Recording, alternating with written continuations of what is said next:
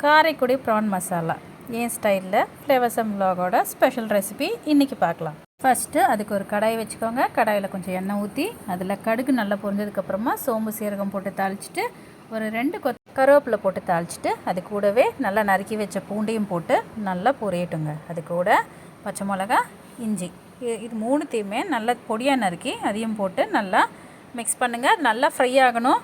ஆயிலில் ஃப்ரை ஆகும்போது உங்களுக்கு நல்ல ஃப்ளேவர் வரும். அந்த டைமில் ஒரு 3 வெங்காயம் இந்த மாதிரி பொடியாக நறுக்கி வச்சு அதையும் போட்டு நல்லா மிக்ஸ் பண்ணுங்கள்.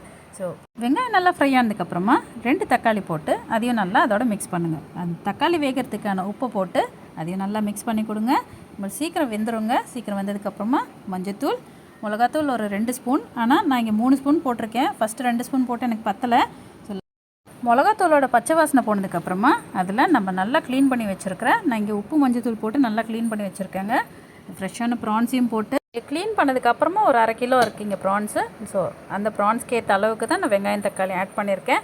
ஸோ நீங்களும் 1/2 கிலோ ப்ரான்ஸு நீங்கள் க்ளீன் பண்ணதுக்கப்புறம் 1/2 கிலோ வருதுன்னா இதே குவான்டிட்டி நீங்கள் ஃபாலோ பண்ணிங்கன்னா உங்களுக்கு சூப்பரான காரைக்குடி மசாலா ப்ரான் மசாலா சூப்பராக ரெடி ஆகிடும். இங்கே பாருங்கள், நல்லா மிக்ஸ் பண்ணி கொடுங்க.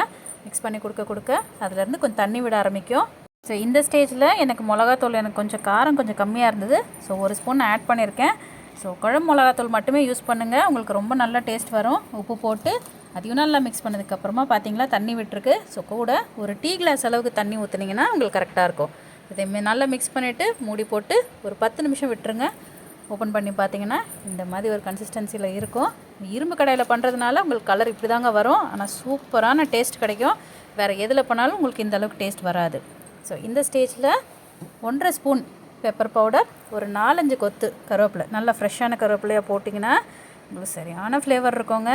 ஸோ தேங்காய் எண்ணெய் அது மேலேயே 1 ஸ்பூன் அளவுக்கு ஊற்றிட்டு மூடி வச்சுருங்க. ஒரு 2 நிமிஷம் கழித்து திறந்து மறுபடியும் மிக்ஸ் பண்ணுங்கள். இப்போ பாருங்கள் எவ்வளோ நல்லா இருக்குல்ல, செம்மையாக இருக்கா. ஒரு 5 நிமிஷம் இப்படியே ஸ்லோலியே வச்சு நல்லா மிக்ஸ் பண்ணி கொடுங்க. உங்களுக்கு எண்ணெய்ன்றது கொஞ்சம் பிரிய ஆரம்பிக்கும். ஸோ அது வரைக்கும் கொஞ்சம் மிக்ஸ் பண்ணுங்கள். நல்லா கொத்தமல்லியை வாஷ் பண்ணி அதையும் நல்லா சின்ன சின்ன பீசஸாக கட் பண்ணி அதை கூட போட்டு இங்கே பாருங்கள் எவ்வளோ சூப்பராக இருக்குல்ல. ஸோ இப்போவே ஆஃப் பண்ணாதீங்க, அது ஃப்ளேவர் நல்லா வந்துகிட்டே இருக்குது.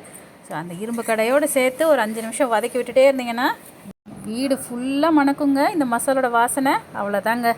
கொஞ்சம் எண்ணெய் பிரிஞ்சதுக்கப்புறமா ஆஃப் பண்ணிவிட்டு பிளேட்டில் போட்டு சாப்பிட வேண்டியது தான். இங்கே பாருங்கள் எப்படி எடுத்தோம், எப்படி வந்திருக்கு பார்த்தீங்களா, சூப்பராக இல்லை, அட்டகாசமான டேஸ்ட்டுங்க. கண்டிப்பாக இந்த வாட்டி இந்த ஸ்டைலில் பண்ணி பாருங்கள். காரைக்குடி ப்ரான் மசாலா என்னோடய ஸ்டைலில் எங்கள் அம்மாவோட கைப்பக்குவத்தில் செம்ம ஃபென்டாஸ்டிக்காக ரெடி ஆகிடுச்சு. நீங்களும் ட்ரை பண்ணி பார்த்து எப்படி இருக்குன்னு சொல்லுங்கள்.